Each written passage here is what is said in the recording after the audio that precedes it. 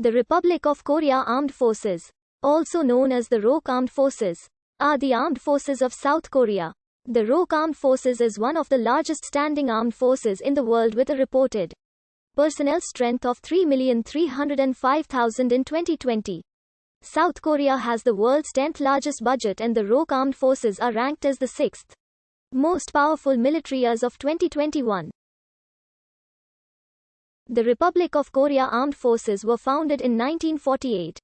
Following the establishment of the South Korean government after Korea's liberation from the Empire of Japan, South Korea's military forces are responsible for maintaining the sovereignty and territorial integrity of the state, and also engage in peacekeeping operations and humanitarian disaster relief efforts worldwide. The origin of the Republic of Korea Armed Forces can be traced back to the Korean Independence Army, which was established by the Provisional Government of Korea in exile in Chongqing, Republic of China in 1940 during the Japanese rule of Korea. Many of its members became part of the South Korean Armed Forces later. In addition, some ethnic Korean Kuomintang and Manchukuo soldiers also contributed to the forces. After Korea was liberated from the Empire of Japan on August 15, 1945, the Korean Constabulary and the Korean Coast Guard were established through the United States Army military government in Korea. The Korean Constabulary and the Korean Coast Guard became the Republic of Korea Army and Republic of Korea Navy respectively, and formed the Republic of Korea Armed Forces after the South Korean government was established on August 15, 1948. The Republic of Korea Air Force was founded in October 1949.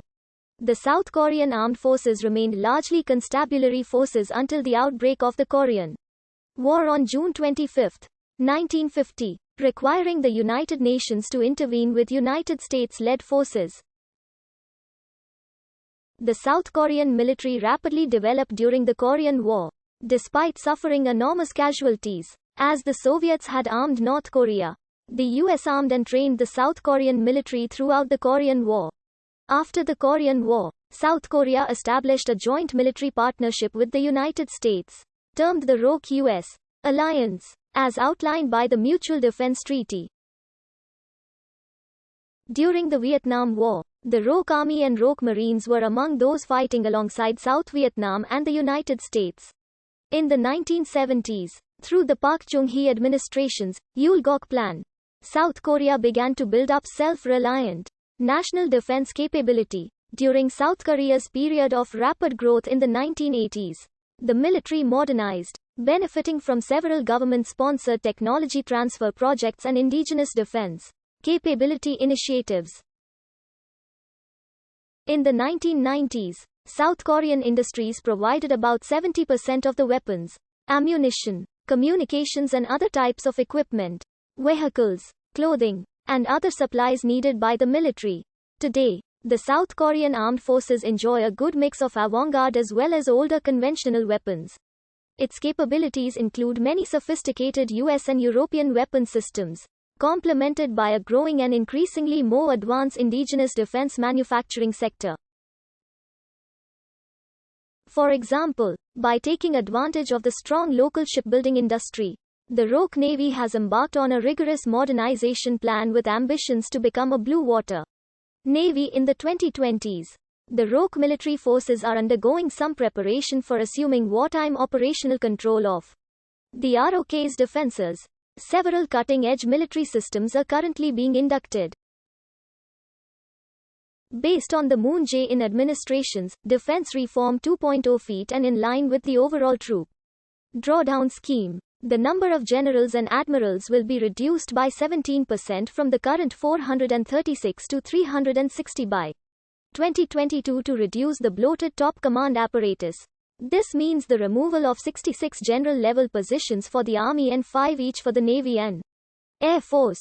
At the same time, the ROK Armed Forces will see a reduction in active duty personnel from 640,000 to 517,000. And the length of compulsory military service will also be reduced to 18 to 22 months by 2022. Single quote. Defense Reform 2.0 feat is also intended to make the rogue military more independent to prepare for the rogue military retaining operational control authority in wartime, rather than United States Forces Korea taking command. Initial operational control capability was verified in 2019, with full operational capability planned for 2021, and full mission capability planned for 2022. Command over the rogue armed forces is established in the Constitution. The President is the Commander-in-Chief Forces ex officio. The military authority runs from the President to the Minister of National Defense, who is often to be a retired 4-star general. The President and Minister of National Defense are in charge of the entire military establishment, maintaining civilian control of the military. The Minister of National Defense